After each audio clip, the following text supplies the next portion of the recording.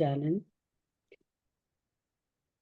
Ganeshaya Namastubhyam, Herambaya Ekadantine, Swanandavasine Tubhyam, Brahmanaspataye Namaha.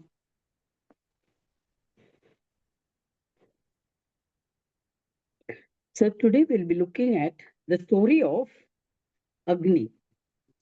The greatness of Agni is the name of the chapter. Yesterday, in the last session, we saw how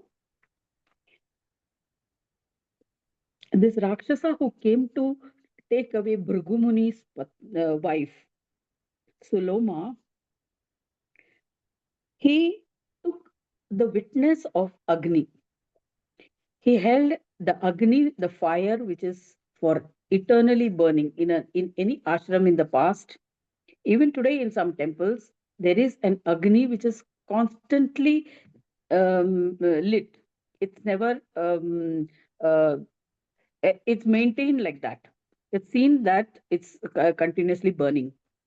So this Agni, which was in Bhrigu ashram, taking that as a witness, this Rakshasa, even as a Rakshasa, also see how he knew what to take as a witness, and also the belief and the purity of Agni's words, Agni as a Sakshi.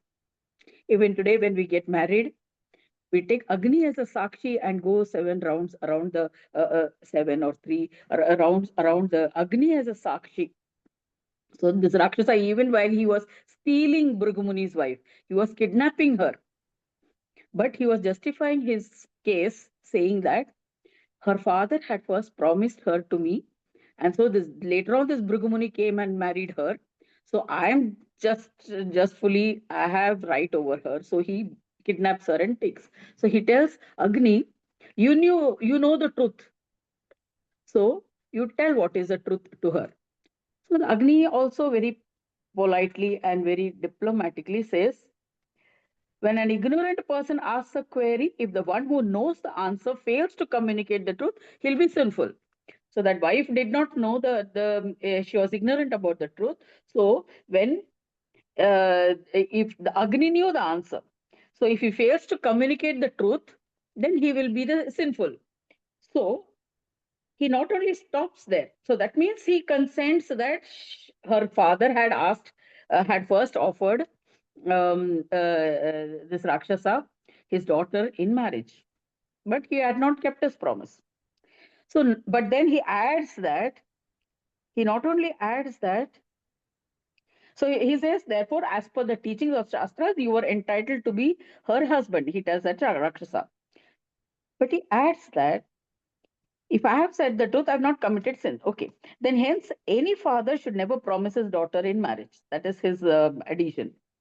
But, O Asura, you must also remember that this Rishi has married her. And so once she has married that Rishi, she cannot break her promise to that Rishi. And so by kidnapping her, you are committing a mistake. So she is not committing a mistake. So that is what the one who breaks the promise will be committing a sin. In such circumstance, if the daughter is given to another, the daughter does not become sinful. Hence, she is the rightful wife of Bhrigu, and so you cannot. So, O Asura, do not kidnap her, as she is another man's wife. So he advises her. He tells this as facts, Agni. And but the Rakshasa does not listen. He kidnaps her and goes. And on the way, the son comes out of the womb, and to save his mother, he fights that Rakshasa and kills him. And in the meanwhile, Bhrigumuni has returned to the ashram, and he sees that Suloma is crying, and the child, he praises the child for having protected his mother at such a tender this also stage. And he says that the Bhrigu Muni gets angry on Agni and curses Agni. Why he curses Agni? Agni is cursed that you knew the truth, you told the truth, but you could have saved her. And so he cursed on her that whatever you hear, whatever you receive, you will consume. Means you will not You yourself will eat it up. You will only swallow it. You will gobble it. Earlier, what was Agni's function? Agni, whatever offering is made to Agni, Agni would convey that offering to the respective gods to whom it was offered by way of mantras. Whoever is offering to make in to Agni in the Yajna that offering is conveyed to the respective deities, which the worshipper intends. So that is how the gods in the heavens got their food. Otherwise, there was no other way of sustenance. Gods don't have physical bodies or mouth to eat. So they depend on this offerings, which is conveyed which is conveyed by the Agni, absorbed and conveyed, made it into subtle form and conveyed to the gods. Now here the Bhrigu Muni has cursed Agni that you will only swallow everything. You will only consume. You will not be able to transmit. So now here this chapter, the story continues.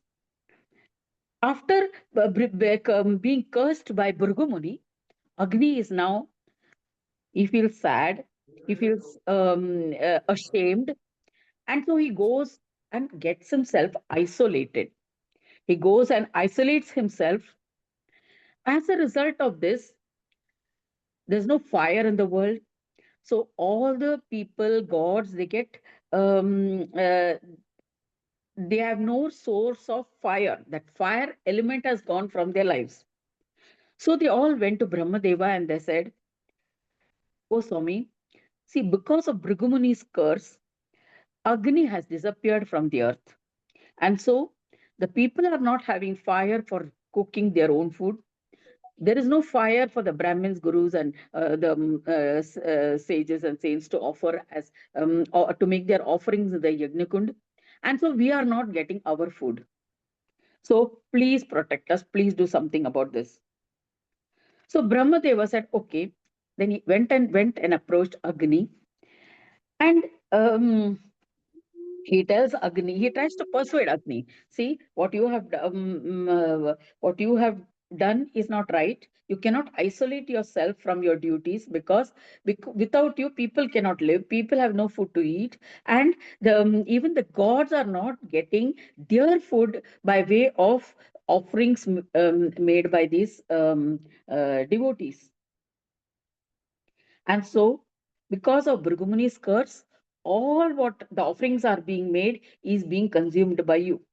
Even though this Bhrigu has cursed in this way, that all the offerings made will be consumed by you, you will still achieve fame. So, and that I bless you. Even though the curse of Bhrigu I cannot redeem. I cannot um, do away with. Means you'll have to face that curse. But I can do one thing, that whatever offering is made into Agni, it will get purified. Purification is Agni's quality. That is, even an iron, even ore, mud from the gold in the mud, raw ore. When it goes through fire, you extract gold. So, and gold is much more valuable than that raw material.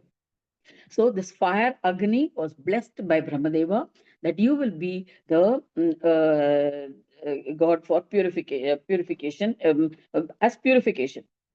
So Bhrigu is not at fault for pronouncing the curse, but now it was predestined. It was to happen like that, so it happened. So please calm down. Even if you are the consumer, you will continue to be the purifying one. You will be free from the sin of consumption.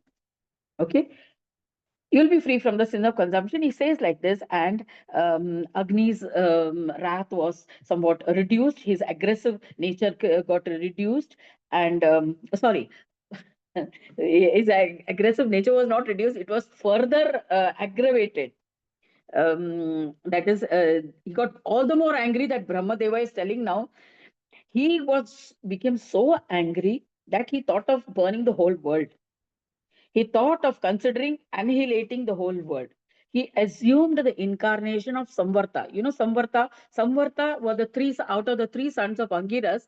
Angiras Muni had Udattva and Brahaspati and Samvarta. Brahaspati, Ganapatya was directly he went to study the scriptures, Shastras, and became Brahma Bhuyata, means he became one with Brahma.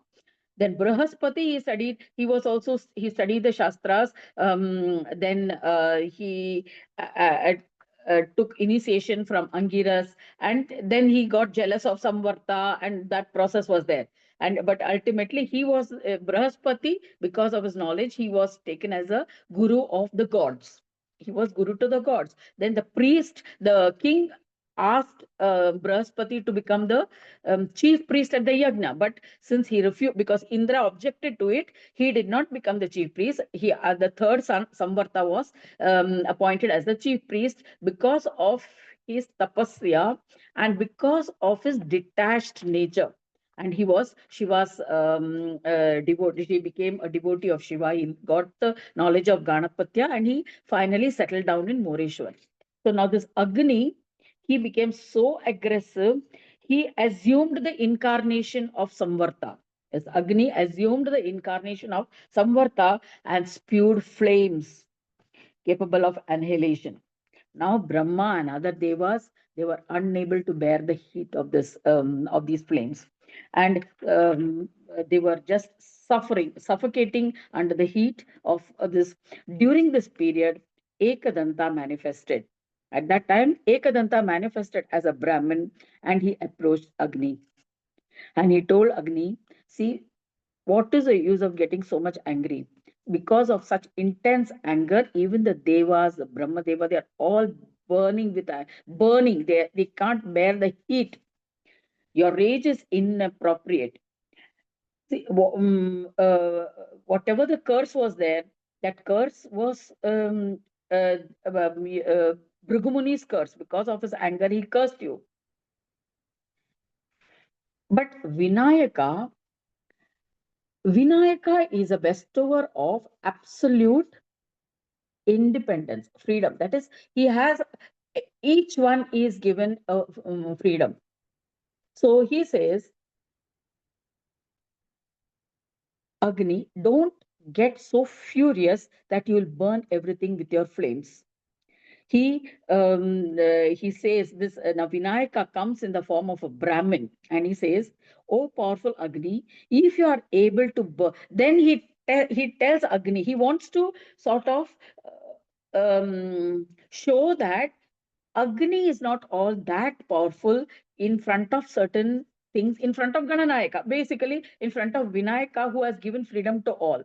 So just as in Ramayana, Sita takes a blade of grass and places it in front of Ravana and says, "See if you can cross this, if you can touch this. You will not be able to cross this blade of grass."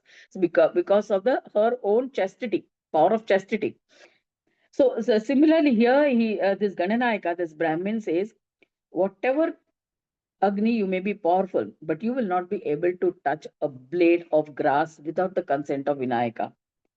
So then in that way, Agni's pride or Agni's that this was subdued. He became sort of assumed his normal nature. He surrendered to this Brahman, and he said, "Oh Vinayaka, then give me peace. This because of this curse, for unjust curse of on me, I'm not peaceful. That is why I became inflamed with anger." So the Gananayaka, Gajanana, he assumed his normal form and blesses him with the knowledge of Ganesh Yoga, and how he can benefit all of them, all people, with his by his being his own nature. Agni, by being his own nature, he can benefit everybody. He says that you are the conveyor of the offerings to the gods. So now I have blessed you with purification. Brahmadeva has blessed you now that you will be purifying whatever offerings is made. So once you become the purifier and you will convey it to the gods, you will be the medium through which the gods receive their food and offerings. So listen with a single pointed mind, and he can be realized in the form of pranava. So he gives him the knowledge of how to um, take refuge of Vinayaka. So he says, through Sampragnat Samadhi and through Pranava, through Om, you will, in a state of Sampragnat Samadhi, you will be able to, even though you are one, even though you are singular, Agni, you will be able to assume many forms. So, in the state of Asampragnata Samadhi, one realizes that Brahma is endowed with duality, and he, the unmanifest, only has assumed these various forms. So, he gives them all this knowledge. And similarly, Agni also, you can assume various forms, and through in that way, you will be able to impart these teachings to the people. That is why, even in Agni Puran, if you see the Yajna also, it might look like a fire, Agni or fire, but the flames have different meanings. Each flame, the tongue of flames that come up, they are of different heights, different shapes, and each has a name. And the offerings are made in a particular way. The people who know how to make offerings to yajna, they will be able to make offerings appropriately according to the purpose for which this yajna is being performed. Sometimes it is offered between the flames, somewhere, sometimes it is offered on the flame, sometimes the depending on the which flame is rising, which flame is of a lesser height. So accordingly, the offerings are made, and so that is a different knowledge by itself. So all that knowledge you will have. So he gives all this knowledge to Ganesha, gives all this knowledge to Agnis, and restores his pride, his restores his importance, restores that how important you are and how you can fulfill this purpose in life. So. So whatever exists as an aggregate is a form. So he gives this knowledge of how of the world as such, universe. We have gone through all of that. That is, the collective is Gana, and the Lord of that is Gananatha. So you are the powerful Agni. So the function of Agni has been given to you. So this way, Gananatha explains everything, the importance of Agni, and he disappears. So now, this story, who's telling Prahlada, he's telling to Prahlada, oh Daityendra, Prahlada explaining thus, he initiated Agni Deva into the pious single syllabled. Um, uh, he's this who's narrating the story to Prahlada, that we forgot. So he's telling that in this way, Agni Deva was made to understand his own importance. He was initiated into the Ekakshara mantra by Gajanana himself, and Agni, by chanting that Ekakshara mantra, he regained his glory. Then Agni prostrated, Dandavat pranam to Gajanana. Gajanana then disappeared. Gananayaka disappeared. Agni left Swarga and went to the forest to practice yoga. After 107 heavenly years, Gritsamada Rishi. Gritsamada is there, no? Continued the narration. So Gritsamada Rishi is explaining to Prahlada the story. So Agni Deva, in this manner, Agni Deva was redeemed from his curse, not only redeemed from the curse, but also because of his penance, he became the conveyor of, he not only purifies whatever offerings are made, but he also conveys it to the respective gods. And also, he was given greater knowledge about his own functions.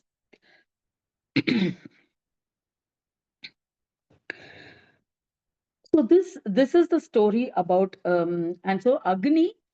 Then he chants, while as an expression of gratitude, Agni extols the praise of Ganesha. So Agni's prayer, we can read here. नमस्ते विघ्ननाशाय भक्तानां हितकारक नमस्ते विघ्नकर्त्रे वै भक्तानां विनायक नमो मूषकवाहाय गजवक्त्राय धीमते आदिमध्यान्तहीनाय आदिमध्यान्तस्वरूपिणे चतुर्भुजधरायैव चतुर्वर्ग प्रदायिने एकदन्ताय वै तुभ्यं हेरम्बाय नमो नमः लम्बोदराय देवाय गजकर्णाय दुण्डये योगशान्तिस्वरूपाय योगशान्तिप्रदायिने योगिभ्यो योगदात्रे च योगिनां पतये नमः चराचरमयायैव प्रणवाकृतिदारिणे सिद्धिबुद्धिमयायैव सिद्धिबुद्धिप्रदायक सिद्धिबुद्धिपते तुभ्यं नमो भक्तप्रियाय च अनन्ताननत हे देवेश प्रसीद करुणानिधे दासा ओ दासो अहं ते गणाध्यक्ष मां पालय विशेषतः धन्यो अहं सर्वदेवेषु दृष्ट्वा पादं विनायक कृतकृत्यो महायोगी ब्रह्मभूतो न संशयम् यदि प्रसन्नभावेन वरदोऽसि गजानन तदा मां शापहीनं त्वं कुरु देवेन्द्र सत्तम तव भक्तिं दृढां देहि यया मोहो विनश्यति तव भक्ते सहावासो ममास्तु गणनायक यदा संकटसंयुक्तं तदा स्मरणस्तव निसंग निसंगकटोऽयम् अत्यन्तं भवामि तव प्रसादतः. So he says this evam muktva ganadisham pranato bhakti sanyutah tamuvacha ganadhyaksha bhakta vatsala bhavata. So he sings this praise in front of Gananayaka. Please redeem me of the curse from this and make me equal to Devendra. May I have the sanidhya of say Devendra, that is be restored to heaven. So Gananayaka, Vinayaka says Tatastu, don't worry, the stotra that you have recited will purify anyone who sings it with a devotion, and whenever you think of me, I will be present with you. And the stotra composed by you will bestow the reader, listener with happiness and joy. It will enhance his love for me. I shall definitely grant all your wishes. So in this way, he not only blesses this, he also says, you will not suffer from the affliction caused by consuming everything. I have made you the benefactor of the Amrita. So now he is he is the conveyor of Amrita. He is the one who converts whatever offerings we make into Amrita in the form that becomes a nectar to the gods. So he not only has purified him, not only removed all the curse, but also made him, given him the power to convert whatever offerings we make into Amrita, nectar for the gods. So in this way, Ganesha blesses Agni and disappears. Goes back to Swananda Loka. In this way we end this chapter, greatness of Agni, in the second khand of the Purana Upanishad, Srimad Mudgal Puran, describing the legends of Ekadanta. In this Mudgal Puran of Ganesh written by Ganesh Yogindra Maharaj. Next we'll see about the story of Chavana. Chavana, who was that boy born to Bhrugumuni and Saloma, who protected his mother. That's the story next. We'll see that tomorrow.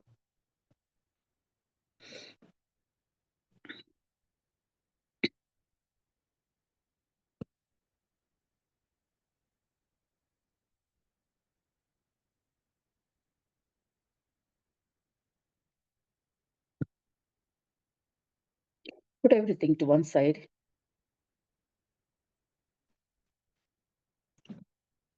Keep all thoughts aside.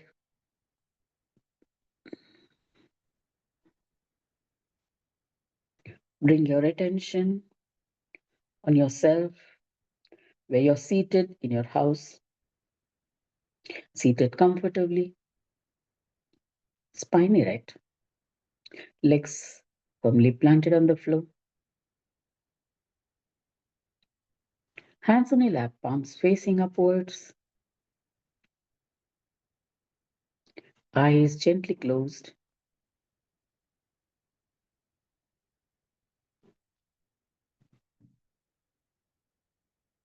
Bring all your attention to your breathing.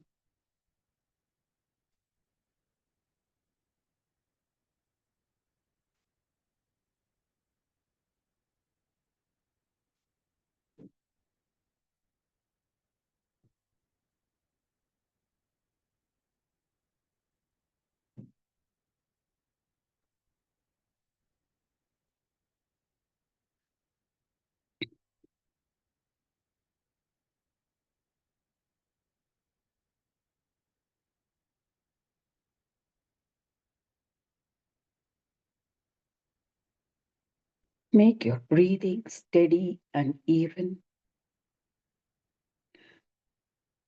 inhaling and exhaling in a rhythmic manner.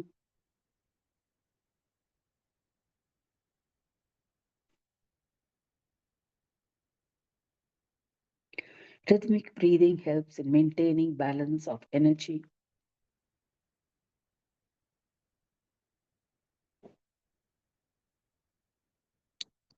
and balance of energy helps in being in the present. If we are too much on the left side, we may be dwelling on the past, or if the breathing is very shallow and fast, we may be worrying about the future. That is right sided activity. So we are not in the center. But when energy is balanced, automatically our attention becomes even, balanced, and in the present, in the moment. And this can be easily regulated through our breathing by making it rhythmic, steady, and focused.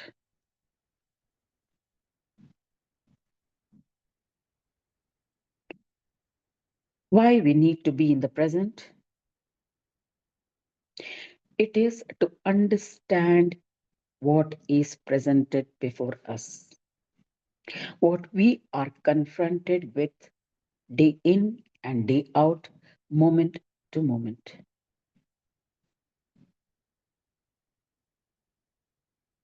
What we see around us, what the sense organs gives around us, information about what is happening, what we hear from the media, what we see in the papers, or what we watch on YouTube, all convey messages, information, and we are bombarded with a host of messages.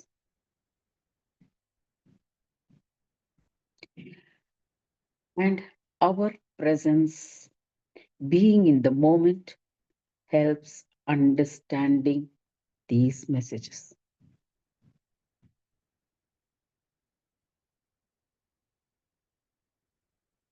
We may have knowledge, but right understanding is what will help us in responding appropriately.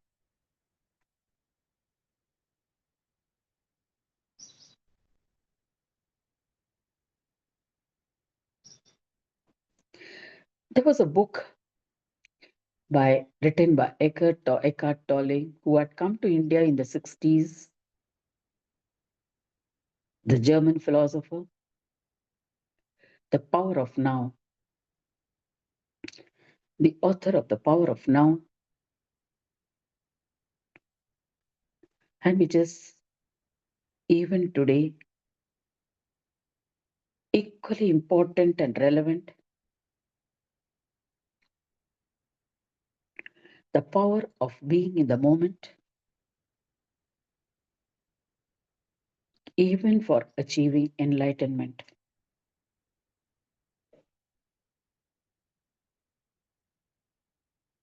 One of his students Michael Brown, he wrote a book called The Art of Presence based on the power of now.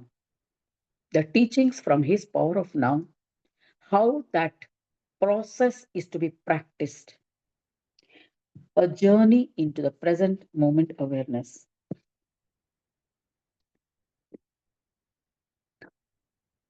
There's an Indian edition to this book as well,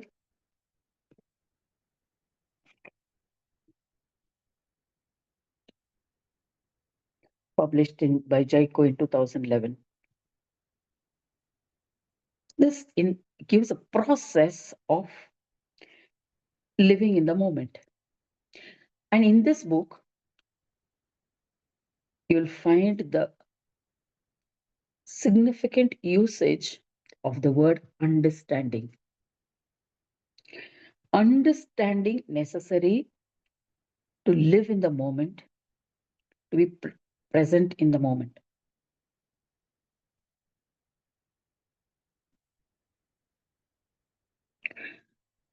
So, also, when we read a Purana,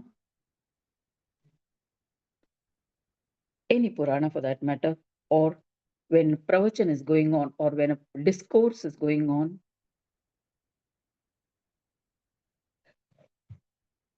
the interpretation of the Purana is what conveys the stories from the Purana.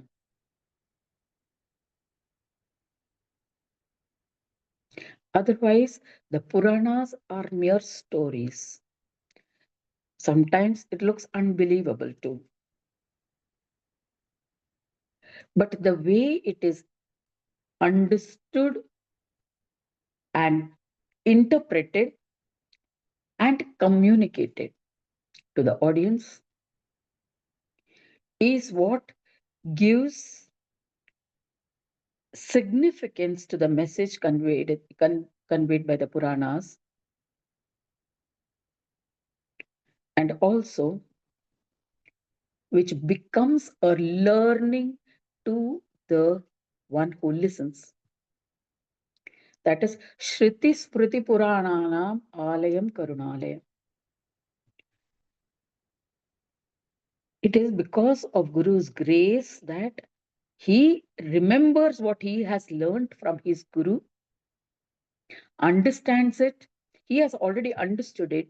He interprets it according to the audience in front of him, according to the contemporary times, and conveys its meaning to the student who is listening. This is the Guru Shishya Parampara.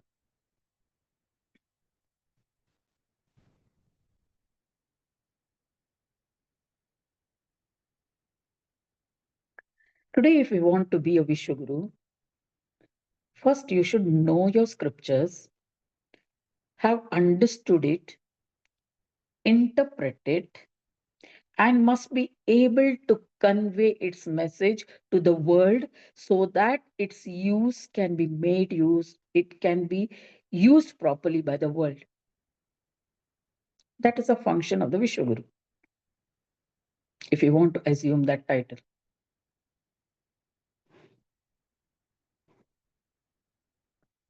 In today's morning, yesterday's in Washington Post, it was said, as I heard on YouTube, that the letter from India conveying our intention to have discussion with the US was thrown into the waste paper basket.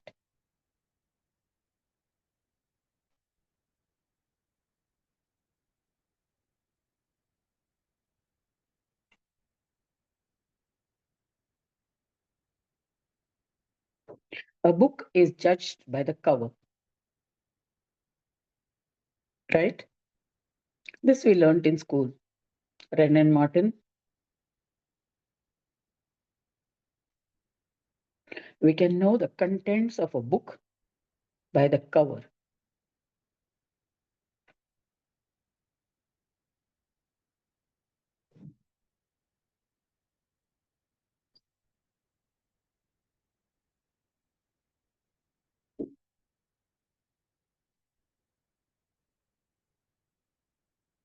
And that is how we often judge a person.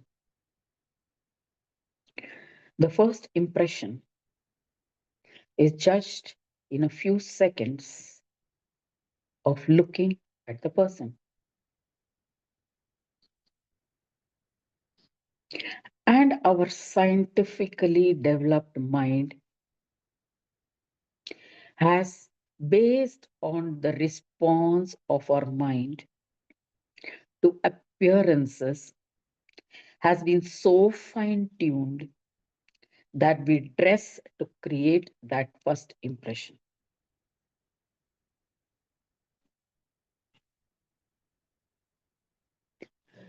We dress a certain way, we wear clothes a certain way, we walk a certain way, we talk a certain way. Before even talking, we just walk a certain way, enter in a certain way, and it has already created an impression in the mind of the person perceiving you in one glance.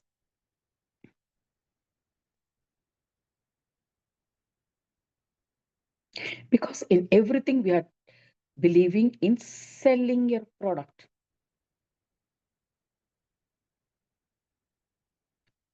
selling yourself.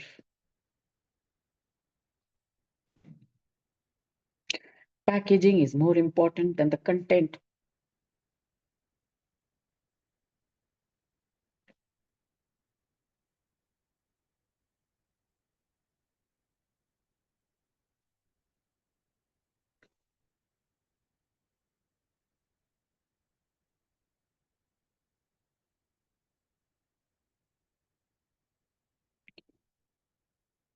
The AI also sees how well it delivers, how quickly it delivers, how beautifully it is presented, rather than the accuracy or the correctness of the contents.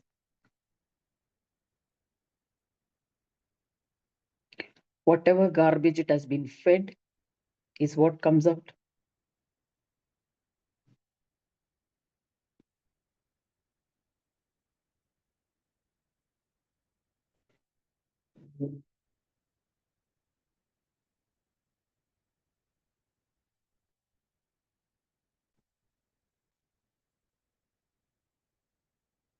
That is why this morning I received an Instagram message which said there were 11 messages in that.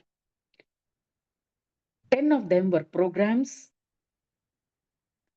which AI generated by itself and which has been discarded by Microsoft and Google and whoever is preparing this AI programs. One is the AI was able to generate its own language and which they could not understand, so they had to discard it.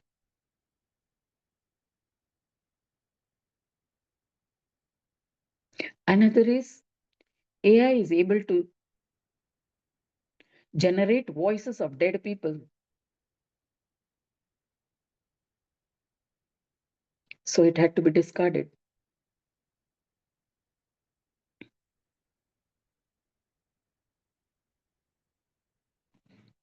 There are many such things.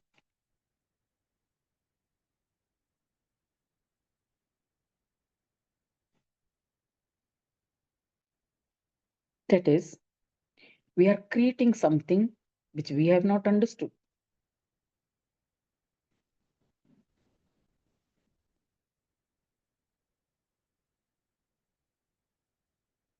In our urgency to understand, in our urgency to camouflage our non understanding, our ignorance,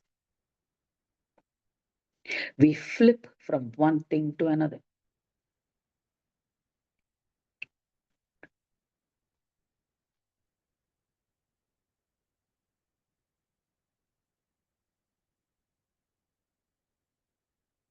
This mass distraction maintains our ignorance.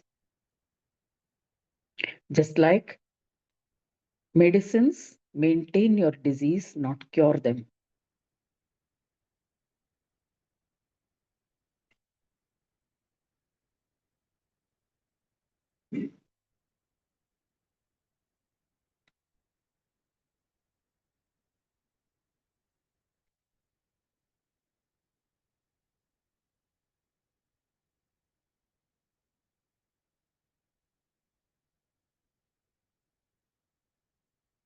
Understanding is important.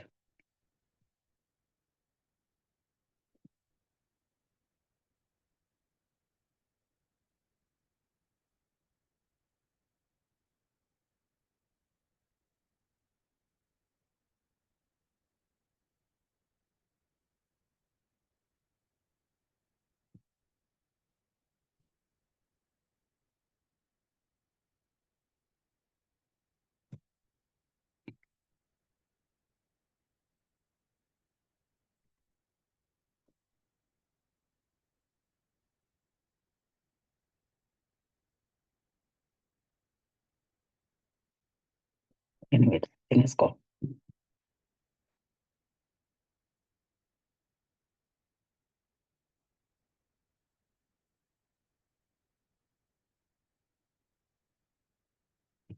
That is why,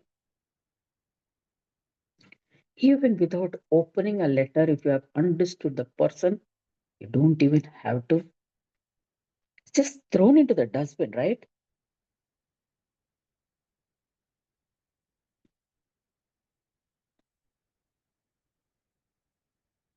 Something to ponder about.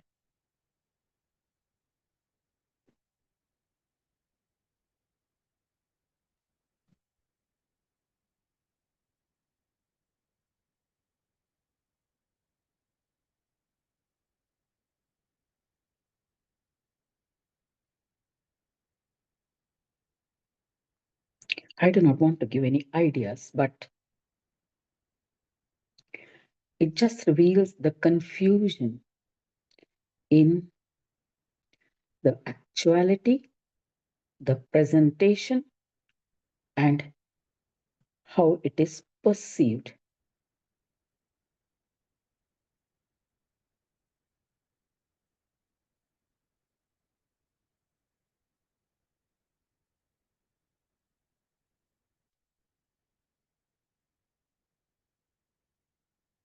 2024, Google had come up with a competition, every year they have this competition of selecting one word which is the most relevant word for the time or something like that, important word, for the word of the year or something. And when I received the question, I had said authenticity, and that was selected. No prizes for anything, for guessing or whatever. Just it was the word of the year or something. So that means a word that is selected, a word that is recognized, or it is considered important. It has relevance.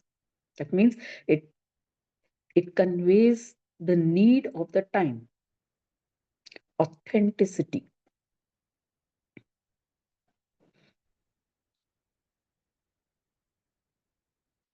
Subsequently, when the bank in Canara Bank, when we change the password, it accepts only words, passwords that gives a positive tone to it.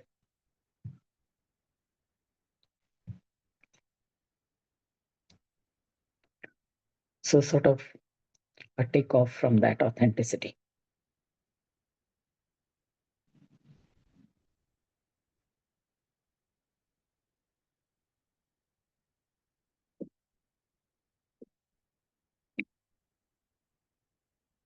People are afraid sometimes if you are too predictable.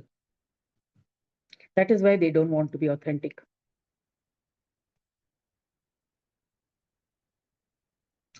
But you lose a credibility in the process.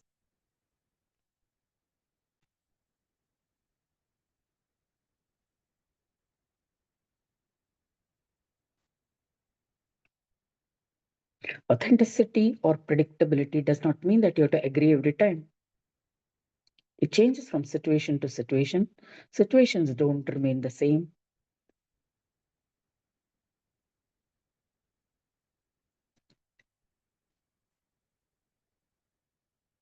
Each one has to be approached differently.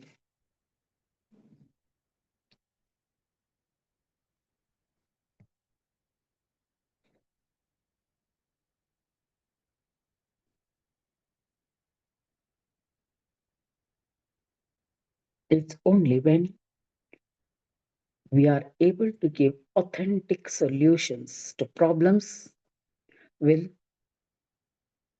we even be received.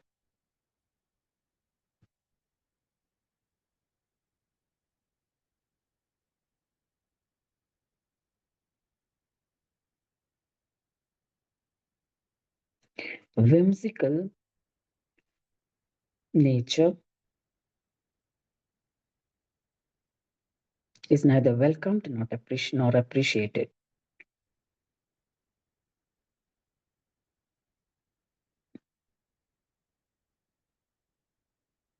A directionless ship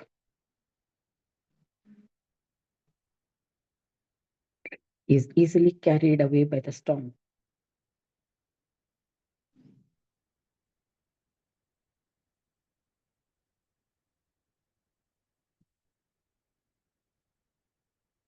A mind that cannot think for itself is easily swayed by others. Take control of yourself by being present with yourself for a few moments every day. It will build the muscle of your presence, of your attention, of your awareness. That muscle of awareness or attention is in your liver.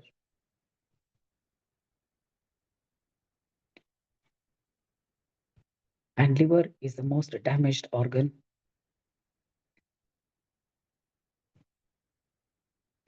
through abuse of substance.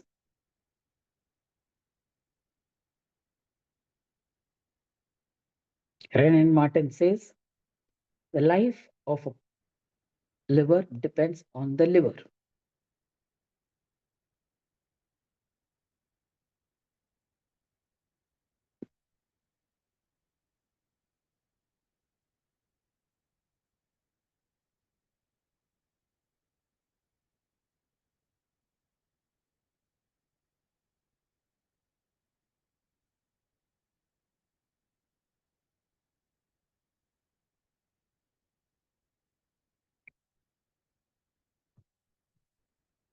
I hope they still use Renan Martin these days in schools.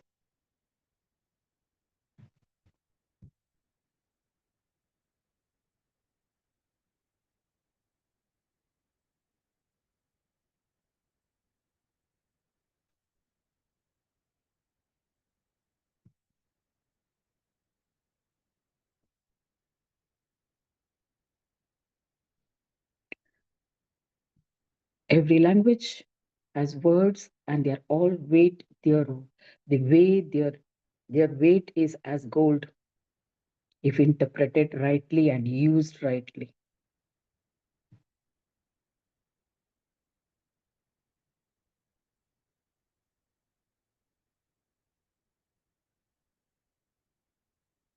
And that's what wisdom is all about.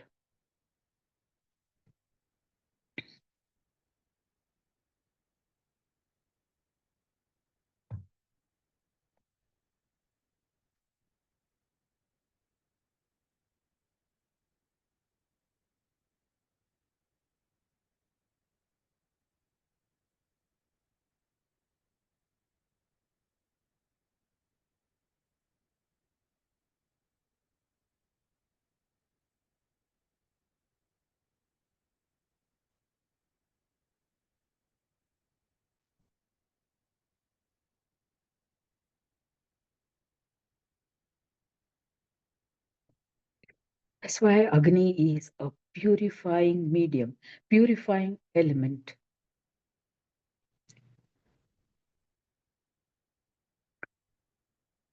Just as the ore is purified to extract gold,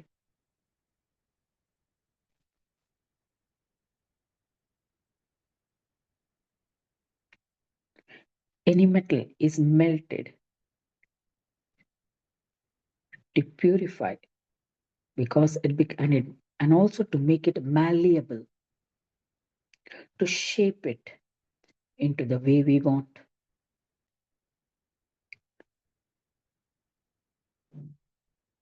So also it is the element of fire in us that keeps us warm, that digests our food, that converts the breathing, the vayu, into the necessary fire that can extract the nutrition from the food that we eat.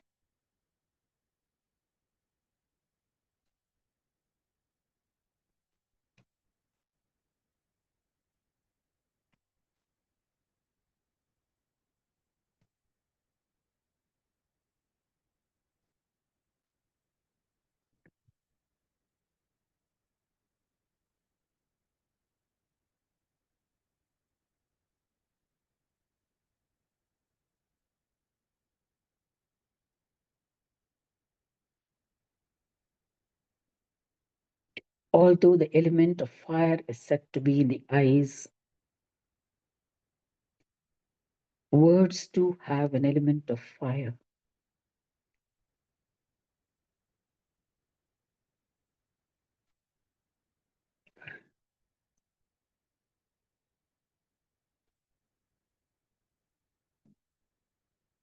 We often speak of nature's fury, which is evident everywhere.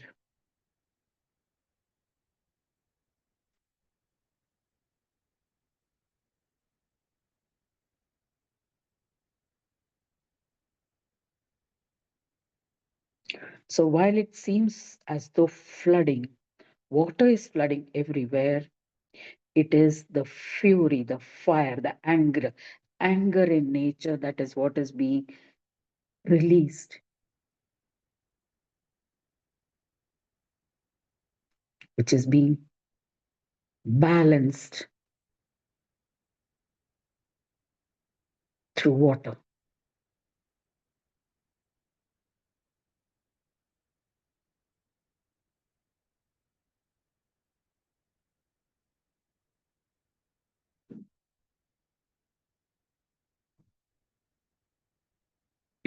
Let us be cognizant of our, not only at our individual microcosmic level, but its impact at the macrocosmic level. So also we must be able to understand and interpret the macrocosmic events that are happening and its relevance to us as individuals. Because the Supreme Being, the Paramatma, exists not only as the Supreme Being beyond this universe, but also as the world, as an inherent part of everything in this world. So he is present not only at the macrocosmic level, but at the microcosmic level as well. So the knowledge is present everywhere. It is just our interpretation and understanding that is necessary for it to reveal its meaning, the inner secrets, the inner beauty in nature, so that there is a harmony and peace.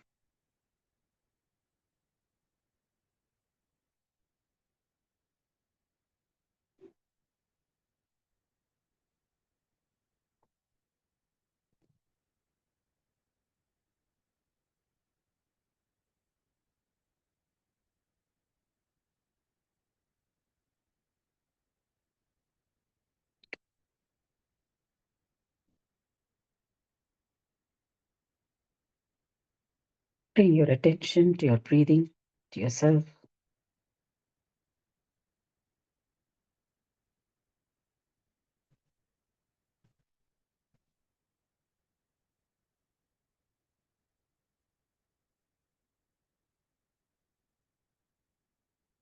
Be aware of the sound of your breath.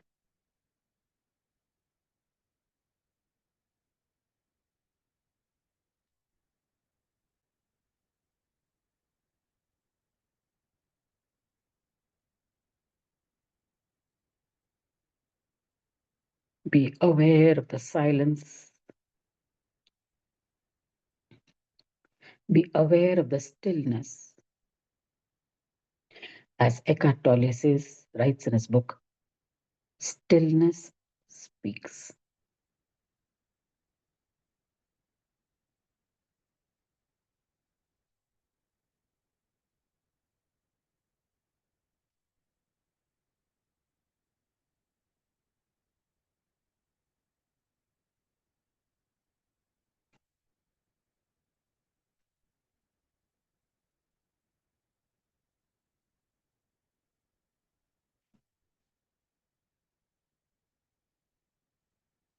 Slowly wriggle your fingers and toes.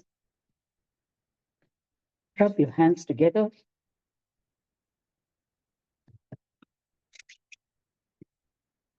your palms, place it on the eyes.